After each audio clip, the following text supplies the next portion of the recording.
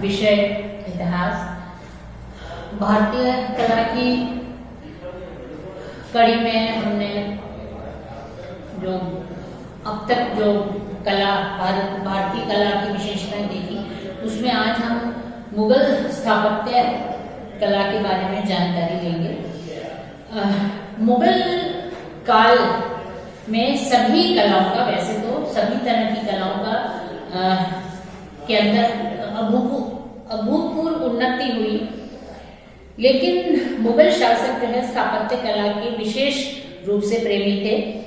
और चूंकि मुगल आए थे, उन्होंने अपने साथ ईरानी शैली लेकर आए थे, तो यहाँ पर जब वो लंबे समय तक रहे, बाबर के बाद सभी शासक जो मुगल शासक भारत में, उन्होंने अपने अपने पसंद की इमारतें बनाई, तो धीरे धीरे कर एक समन्वय जो है वो स्थापित हो गया ईरानी और भारतीय स्थापत्य शैली में। हालांकि फर्ग्यूसन ने जो है वो मुगलों की निर्माण शैली विदेशी बताई है, लेकिन हेवल के अनुसार ये एक मिक्स या मिश्रित शैली जो है वो विकसित हो गई, जिसमें ईरानियन और भारतीय दोनों का जो है वो एक तरह से मिश्रण हो गया।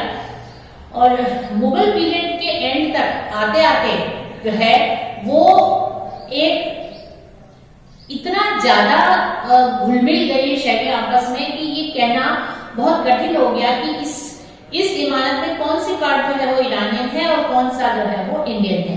तो इस तरह से जो है विशिष्ट शैली, जिसको कि हम मुगल शैली कहते हैं, उसका जो है वो विकास हुआ। अगर हम क्रमबद्ध तरीके से देखें तो बाबर जब भारत आया तो उसको तुर्कों की और जो अफगान सुल्तानों की के द्वारा जो बिल्डिंग्स बनाई गई वो बाबर को ज्यादा पसंद नहीं आई। बाबर जो है वो हिंदू शैली से ज्यादा प्रभावित हुआ। मानसिंह और विक्रमादित्य की के जो महल थे उसकी स्थापत्य कला से वो ज्यादा प्रभावित हुआ।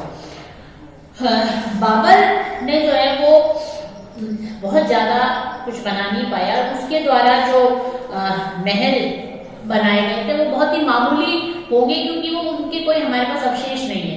तो बेसिक और टेम्पररी स्ट्रक्चर रहे होंगे जो समय के साथ नष्ट हो गए। आज हमारे पास उसके कोई अवशेष नहीं है। हाँ, दो बाबर के काल में है। एक तो पानीपत की जो काबुली बाग की मस्जिद है और रुहेलखंड में संभल की जामा मस्जिद। ये दोनों मस्जिदें जो हैं वो अभी है, लेकिन ये मस्जिदें जो है वो सौंदर्य की दृष्टि से इनमें बहुत कुछ नहीं है।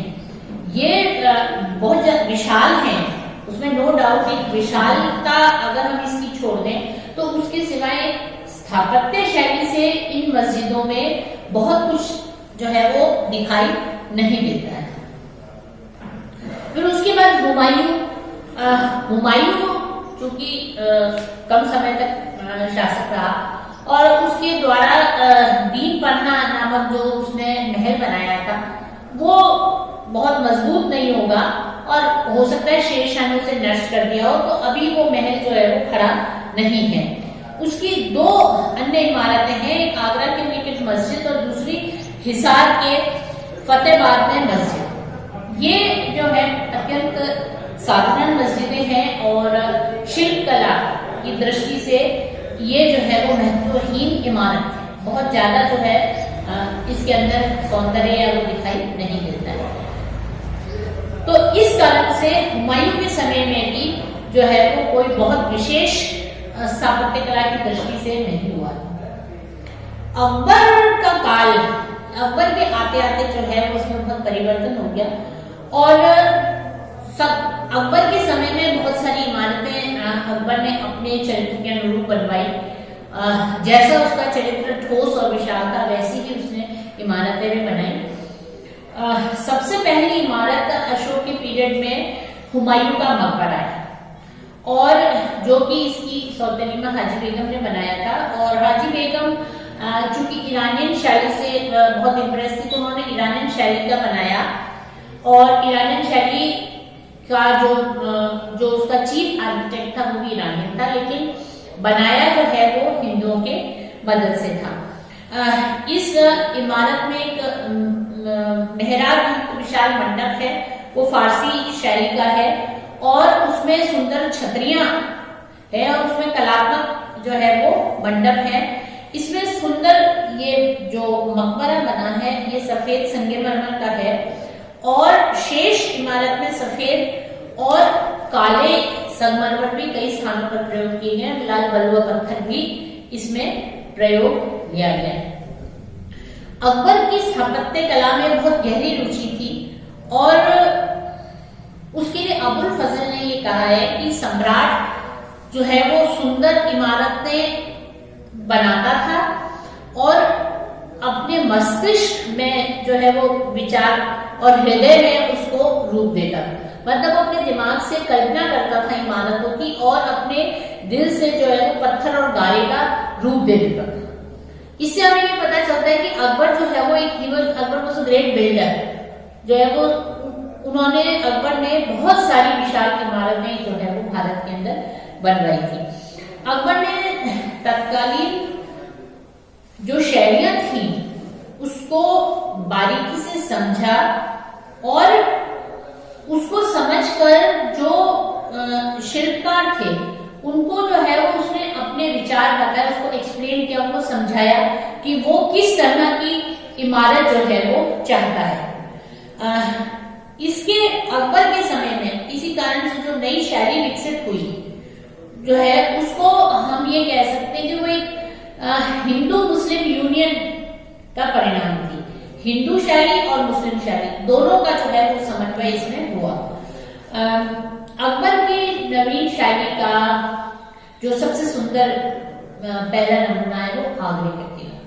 आगरे का किला उसकी एक बहुत ही शानदार इमारतों में से माना जाता है। लगभग ये 1 फुट के घेरे में बनाया, 1 फुट मील के घेरे में बनाया गया है और ये पूरा लाल पत्थर का बनाया गया था और इसकी किले की जो दीवारें हैं वो लगभग 70 फुट जो है वो ऊंचाई में है और प्रवेश द्वार के ऊपर की सजावट का जो है वो तरीका बिल्कुल भिन्न है और मेहराबों और पैनलों पर सफेद संगमरमर जड़कर सुंदर जो है वो डिजाइन इसमें बनाया गया है और रंगीन टाइलों से जो है सांप, हाथी, फूल, पत्तियां, चिड़िया बनाई गई है।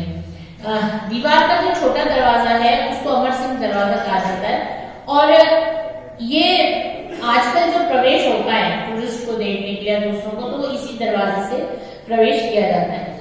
और इस किले की चार दीवारी के अंदर, मतलब इसकी बाउंड्री वॉल है, उसके अंदर लगभग 500 इमारतें जो है वो लाल पत्थर की बनवाई गई थी अकबर द्वारा। हालांकि बाद में शाहजहां ने बहुत सारी इसकी गिरवा कर और संगमरमर की जो है उसके ऊपर बिल्डिंग बनवाई थी। इसके अंदर जो महल के अंदर सबसे इम्पोर्टेंट है वो अकबरी महल और जहांगीरी महल। ये लाल पत्थर के बने हुए हैं और जहांगीरी महल जो है वो हिंदू डिजाइन का है और इसकी सजावट भी हिंदू ढंग की है और अकबरी महल की सजावट भी कम नहीं है। इसमें जो है वो इसकी कुछ मिलता जुलता इस किले की जो ढांचा है वो ग्वालियर के किले से मिलता जुलता है। अकबर द्वारा एक लाहौर के अंदर भी किला बनवाया गया था, वो लगभग आगरे के किले के समान ही है, लेकिन उसमें फर्क इतना है कि लाहौर का जो किला है उसकी सजावट अधिक घनी है, जो है वो भरी भरी बहुत अधिक है और तोड़ों के नीचे जो है वो हाथी और सिंहों की मूर्ति भी है, छत के नीचे जो है वो मोरों के चित्र भी बने हुए हैं। तो कला की दृष्टि से आगरा का किला जो है वो बहुत ही महत्वपूर्ण है और अकबर की पहली अभिव्यक्ति आगरा का किला है। फिर जो सबसे बड़ी सफलता शिल्पकार के रूप में जो अकबर की रही है वो राजधानी फतेहपुर सीकरी।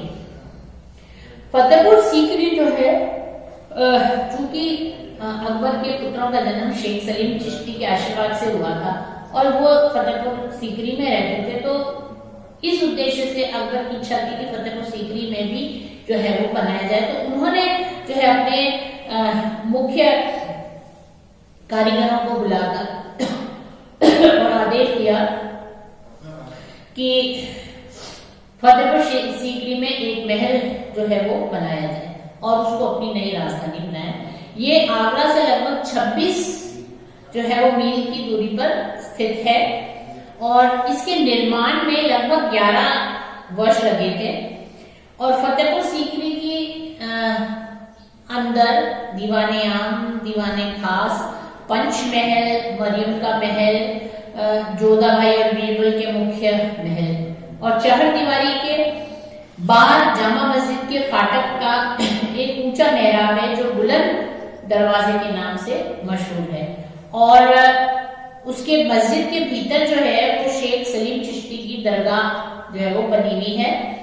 और यहाँ की अधिकांश बिल्डिंग जो है वो हिंदू मुस्लिम मिश्रित कला के द्वारा बनी है, किंतु इसमें हिंदू शैली की प्रधानता है।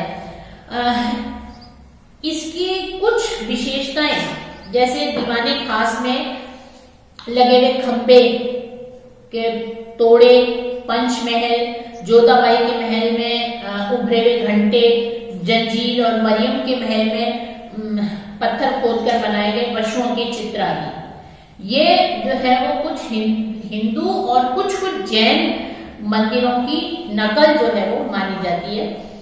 और संगमरमर और लाल पत्थर का बना हुआ बुलंद दरवाजा जो है वो स्वयं एक पूरी इमारत है और जो शिल्प कला की दृष्टि से देश में अन्य ऐसा बुलंद दरवाजा नहीं देखने को मिलता है।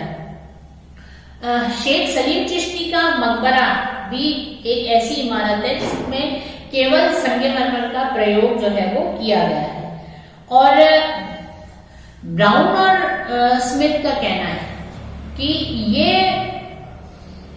जो शेख सलीम चिश्ती का मकबरा बना है ये पहले लाल पत्थर का बना हुआ था, बाद में जहांगीर और शाहजहां ने जो है वो इसको डिजाइन के अंदर इसमें कोई चेंज नहीं किया, बिना डिजाइन में परिवर्तन किए इसको जो है वो संगमरमर की इमारत में इसको बदल दिया गया। और फतेहपुर सीकरी की स्थापत्य कला की शैली जो है वो विभिन्न शैलियों में समन्वय और अकबर के विचारों में पाषाण रूप को प्रस्तुत करती है। और ये फतेहपुर सीकरी के अलावा अकबर ने अटक का किला, मेड़ता और अजमेर की मस्जिदों तथा अनेक स्थानों पर किलों की इमारतें बनवाई। सिकंदरे में जो अकबर का मकबरा है वो स्वयं उसने खुद ने प्रारंभ किया था, लेकिन उसको पूरा जो है वो उसके पुत्र जहांगीर ने किया था। और इस मकबरे में दोनों का जो नेचर और विचारों में जो फर्क था वो स्पष्ट रूप से दिखाई देता था। और जहांगीर के समय में जो है वो स्थापत्य कला में एक नाजुकता आ गई थी। अकबर की जो शैली थी स्थापत्य कला की तो वो उसके व्यक्तित्व से मेल खाती थी। और अकबर की ज्यादातर जो बिल्डिंग्स थी ये ठोस और विशाल थी। इसमें जो है वो सुंदरता और नाजुक या जो ऑर्नामेंटल काम है वो कम होता था। बिल्डिंग जो है वो ठोस होती थी, स्थायी होती थी, विशाल होती थी। तो एक तरह से अकबर की स्थापत्य शैली जो है वो उसके पर्सनालिटी का या व्यक्तित्व को जो है वो दर्शाती है। अकबर की मृत्यु के बाद जहांगीर के समय में चूंकि जहांगीर को गार्डन बनाना और मिनिएचर पेंटिंग जहांगीर ने जो है अपने समय में मिनिएचर पेंटिंग्स बनवाई थी, जो कि उस काल की सुंदर कृतियां मानी जाती हैं। उसको स्थापत्य कला में बहुत अधिक शौक नहीं था। जहांगीर के समय में नूरजहां द्वारा जो इतिमाद-उद-दौला का मकबरा आगरे में बनाया गया, उसने जो है वो आगरे में इतिमाद-उद-दौला का मकबरा बनाया था, जो आज भी जो है स्थापित है। उसको उसने सफेद संगमरमर का बनाया था और उसमें संगमरमर के टुकड़ों के बराबर ही उसमें कीमती पत्थर भी लगे हुए हैं और इसके अंदर जो नक्काशी और पच्चीकारी का काम है वो अत्यंत ही सुंदर है। और इस मकबरे को शाहजहां और अकबर की जो विभिन्न ऑपोजिट शैलियां थी, शाहजहां की जो स्थापत्य कला थी या शैली थी वो बिल्कुल अकबर की शैली से ऑपोजिट थी। शाहजहां की शैली जो है बहुत ही नाजुक और आभूषण जो है जैसे लगती थी और अकबर की ठोस और विशाल। तो ये जो मकबरा है ये इन दोनों शैली के बीच की कड़ी माना जाता है। हालांकि कुछ लोग जो है वो इसको ताजमहल का प्रीकर्सर मानते हैं कि ताजमहल जो है वो इस शैली से प्रभावित हुआ। फिर दूसरी बिल्डिंग जो जहांगीर के समय में बन रही थी वो अकबर का मकबरा थी शाहदरा में, सिकंदरे में जो अकबर का मकबरा था वो बाद में उस प्रारंभ तो अकबर के समय में ही हो गया था, लेकिन जहांगीर ने उसको जो है वो पूरा किया था। मुसलमानों के सभी मकबरों में गुंबद बनाने की प्रथा प्राचीन काल से ही प्रचलित थी, लेकिन अकबर के मकबरे में कोई गुंबद नहीं है। इसलिए कुछ लोगों का मानना है कि कट्टर मुस्लिम ढंग का यह मकबरा नहीं है और इसके प्रमुख जो प्रवेश द्वार है वहां पर जड़ाऊ का सुंदर काम किया हुआ है और उसके चारों कोने पर सफेद संगमरमर की सुंदर मीनारें इसकी सुंदरता में अभिवृद्धि करती है। और लाहौर के पास जो है वो शाहदरा में जहांगीर का मकबरा जो है उसकी बेगम नूरजहां ने बनाया था और जिसका नक्शा जो है वो स्वयं जहांगीर द्वारा ही बनाया गया था। इसके ऊपर संगमरमर का एक मंडप है और जिसको बाद में सिखों ने उतार दिया था और इसका जो अंदर का भाग है लाहौर के जहांगीर के मकबरे का वो पच्चीकारी का उसमें काम किया हुआ है और चिकने और रंगीन खपरेल जो है वो इसकी सुंदरता में चार चांद लगा देते हैं। तो ये तो जहांगीर के शासनकाल की स्थापत्य कला की शैली के बारे में हमने देखा। धन्यवाद।